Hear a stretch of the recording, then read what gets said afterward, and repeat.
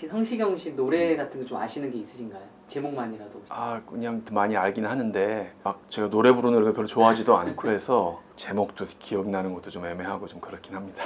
지난 시간에는 성시경 씨를 예로 들어서 치열의 어떤 부정교합에 대한 말씀을 좀 드렸었는데요. 그와 유사한 사례로, 실제 사례로 치료가 어떻게 진행되는지 한번 보여드리도록 하겠습니다. 네, 20대 여성 환자인데요. 치열이 성시경 씨하고 비슷한지는 사실 그냥 보셨는데 알 수 없으실 겁니다. 사실 윗니가 이렇게 앞니가 안쪽으로 들어와 있고 작은 앞니가 오히려 바깥쪽으로 나와 있는 게 전형적인 형태인데요. 이런 형상을 보이고 있습니다.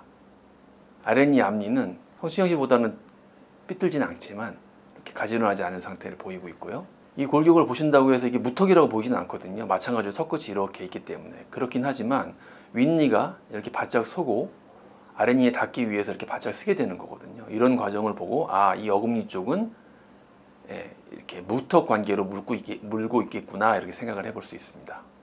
이런 관계를 가지고 있으면 일차적으로 해야 될 것은 이 치아를 바깥으로 다 내보내는 상태에서 가지런히 하는 거죠. 이게 치열이 바깥으로 이렇게 뻗쳐나가는 걸 볼 수 있는데요. 이제 장치를 붙여가지고 이렇게 푹 피니까 치열이 바깥으로 일단 뻗쳐나가게 한 다음에 윗니를 뒤로 넣어서 아랫니랑 이를 맞추는 관계입니다.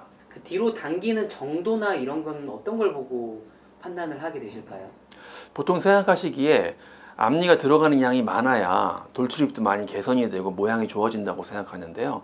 사실 그것보다 더 중요한 건 사실 교합입니다. 윗니 아랫니가 어떻게 물리게 만들 것이냐가 더 중요하기 때문에 어금니는 얼마나 앞으로 끌어올 것인지도 정해질 것이고, 그렇게 만들어지는 교합과 좋은 교합 상태가 만들어진다면 안모는 충분히 좋아질 수 있기 때문에 이 환자의 또 특이사항이 아랫니가 이가 하나 없거든요. 이 사이에 이가 하나 없습니다. 이렇게 이가 하나 없으니까 이 정도 삐뚤어지는 정도가 되었지만 하나가 더 있었으면 아마 성시경 씨처럼 이 앞부분이 많이 삐뚤어졌을 것입니다. 이렇게 뻗치게 한 다음에 이제 이를 빼는 거죠. 윗니만 이를 발치했습니다. 교정을 할 때 꼭 발치를 해야 되는지에 대해서 한번 설명을 해주시면 좋을 것 같습니다. 그러니까 환자분들이 이제 생각하시기에 발치 비발치가 어떤 선택의 영역이고 그거를 내가 고를 수 있다고 생각하시는 경우들이 많이 있는데요. 일단 중요한 것은 모양도 중요하겠지만 그 치아들이 잘 물리게 만드는 거거든요. 그렇게 되려면은 발치를 피할 수 없는 경우가 사실은 훨씬 더 많습니다. 아까운 치아 뽑는 거 정말 좀 그렇긴 한데 그거를 피하시면 사실 치료의 방향이 오히려 치료 목표보다는 다른 데로 산으로 가는 경우들도 있기 때문에 신중하게 판단하셔야 될 것 같습니다. 어느 정도 배열이 됐으면 이렇게 물리는 관계를 만들고 윗니 아랫니 어금니도 그렇고 앞니도 그렇고 잘 물리는 관계가 되면 이렇게 치료가 종료되었습니다. 이번에 문제는 이가 하나 없다 보니까 앞니가 3개인 상태로 이를 맞춰야 돼서 이를 이렇게 정밀하게 맞추지는 못한 부분이 있습니다. 잘 맞추지 못했다고 말씀을 하셨는데 잘 맞추게 되면 어떤 모습이 되는 건가요? 일단은 그냥 눈으로 보기에는 이렇게 빈 공간들이 있어 보이지가 않게 되는 게 중요하죠. 이게 아랫니 송곳니인데 이 위에 송곳니가 사실 여기 이렇게 들어가 있어야 되거든요.